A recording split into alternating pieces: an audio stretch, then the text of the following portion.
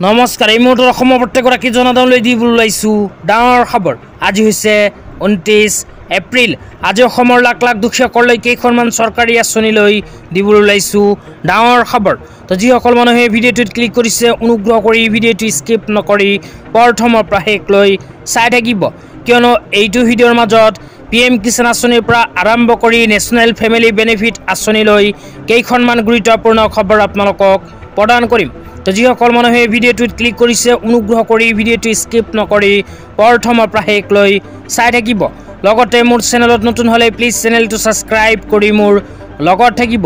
তো বলক ভিডিঅ'টো আৰম্ভ কৰি আজি প্ৰথমটো গুৰুত্বপূৰ্ণ খবৰৰ বিষয়ে বিস্তাৰিত জানি লওঁ। তো আজি প্ৰথমটো গুৰুত্বপূৰ্ণ খবৰ হ'ল নেশ্যনেল ফেমিলি বেনিফিট স্কিমলৈ। তো এইখন স্কিমত কোনবোৰ মানুহে আবেদন কৰিব পাৰিব, আবেদন কৰাৰ পিছত কি লাভ হ'ব, ক'ত গৈ আবেদন কৰিব লাগিব, কি এলিজিবিলিটি ক্ৰাইটেৰিয়াৰ প্ৰয়োজন হ'ব, সবিস্তাৰে এতিয়া আপোনালোকক জনাই আছোঁ।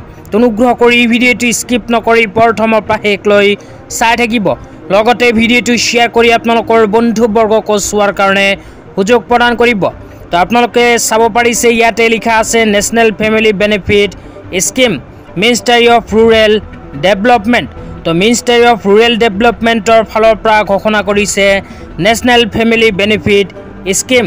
তাৰপিছত কোৱা হৈছে the national family benefit scheme NFBS under the national social assistance programme NSAP by the Ministry of Rural Development MORD provides financial assistance to bereaved families upon the death of the primary breadwinner regardless to age.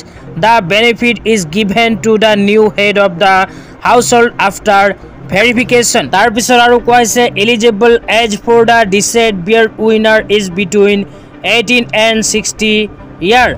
তো ইয়াতে কোৱা অনুযায়ী যিসমূহ পৰিয়ালৰ একমাত্ৰ উপাৰ্জন সৃষ্টিকাৰী মুৰব্বীৰ মৃত্যু হৈছে সেইসমূহ পৰিয়ালে কৰিব পাৰিব নেশ্যনেল ফেমিলি বেনিফিট আঁচনিত আবেদন। তো যিসমূহ পৰিয়ালত একমাত্ৰ উপাৰ্জন সৃষ্টিকাৰী মুৰব্বীৰ মৃত্যু হৈছে, লগতে 18 পৰা আৰম্ভ কৰি 60 বছৰ বয়সৰ কোনো উপাৰ্জন সৃষ্টিকাৰী সদস্য নাই, সেইসকল ফেমিলিৰ বাবে ভাৰত চৰকাৰে আৰম্ভ কৰিছে নেশ্যনেল ফেমিলি বেনিফিট স্কিম। এইখন স্কিমত আবেদন কৰাৰ পিছত কি লাভ হ'ব সেই বিষয়টো আপোনালোকক জনাই দিছোঁ। অনুগ্ৰহ কৰি ভিডিঅ'টো স্কিপ নকৰি চাই থাকিব। তাৰপিছত লিখা আছে বেনিফিট। এইখন আঁচনিত আবেদন কৰাৰ পিছত কি বেনিফিট হ'ব এই বিষয়ত ইয়াতে লিখা আছে lump sum of 20,000 is given to the new head of household after breadwinner's death. তো ইয়াতে কোৱা অনুযায়ী একমাত্ৰ উপাৰ্জন সৃষ্টিকাৰী মুৰব্বীৰ যদি মৃত্যু হয় সেইসমূহ পৰিয়ালক এইখন আঁচনিৰ জৰিয়তে 20,000 টকাৰ আৰ্থিক সাহায্য প্ৰদান কৰিব। তেতিয়া আপোনালোকক দেখুৱাই আছোঁ আঁচনিখনত আবেদন কৰাৰ বাবে কি যোগ্যতাৰ প্ৰয়োজন হ'ব। যোগ্যতা বা এলিজিবিলিটি ক্ৰাইটেৰিয়াৰ ভিতৰত 1 নম্বৰত কোৱা হৈছে ভাৰতীয় নাগৰিক হ'ব লাগিব। 2 নম্বৰত কোৱা হৈছে যিসমূহ পৰিয়ালে এইখন আঁচনিত আবেদন কৰিব সেইসমূহ পৰিয়াল BPL কেটেগৰীত অন্তৰ্ভুক্ত হ'ব লাগিব। তো BPL কেটেগৰীৰ পৰিয়ালৰ বাবে এইখন আঁচনি ভাৰত চৰকাৰে আৰম্ভ কৰিছে।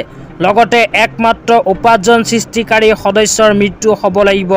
ইয়াৰ পিছত কোৱা হৈছে 18 পৰা আৰম্ভ কৰি 60 বছৰ বয়সৰ কোনো উপাৰ্জন সৃষ্টিকাৰী পুৰুষ সদস্য যদি নাই তেন্তে সেইসমূহ পৰিয়ালে নেশ্যনেল ফেমিলি বেনিফিট আঁচনিত কৰিব পাৰিব আবেদন। তো যিসমূহ পৰিয়ালে এইখন আঁচনিত আবেদন কৰিব বিচাৰে নিশ্চয় এইটো ভিডিঅ'ৰ কমেণ্ট বক্সত কমেণ্ট কৰি জনাই দিব। তেন্তে ইয়াৰ নেক্সট ভিডিঅ'ত আপোনালোকক বিতংভাৱে জনাই দিবলৈ চেষ্টা কৰিম যে আপোনালোকে নেশ্যনেল ফেমিলি বেনিফিট আঁচনিত যদি আবেদন কৰিব বিচাৰে তেন্তে ক'ত গৈ আৰু কেনেকৈ কৰিব লাগিব আবেদন। তেতিয়া আপোনালোকক দিবলৈ ওলাইছোঁ আজিৰ দ্বিতীয়টো খুবেই গুৰুত্বপূৰ্ণ খবৰ। তো আজিৰ দ্বিতীয়টো গুৰুত্বপূৰ্ণ খবৰ হ'ল কৃষকসকলৰ বাবে। তো আপোনালোকে মোবাইল স্ক্ৰীণত চাব পাৰিছে CMO আছামৰ ফালৰ পৰা কেইদিনমান আগত কৃষকসকলৰ বাবে এনেকৈ এখন আপডেট প্ৰদান কৰিছিল। তো ইয়াতে কি লিখা আছে পঢ়ি শুনাই দিছোঁ।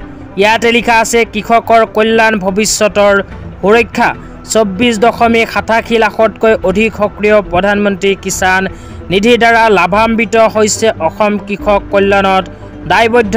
তো ইয়াতে কোৱা অনুযায়ী অসমত 24.87 লাখ দুখীয়াৰ নাম অন্তৰ্ভুক্ত হৈ আছে প্ৰধানমন্ত্ৰী কিষাণ সন্মান নিধি আঁচনিত।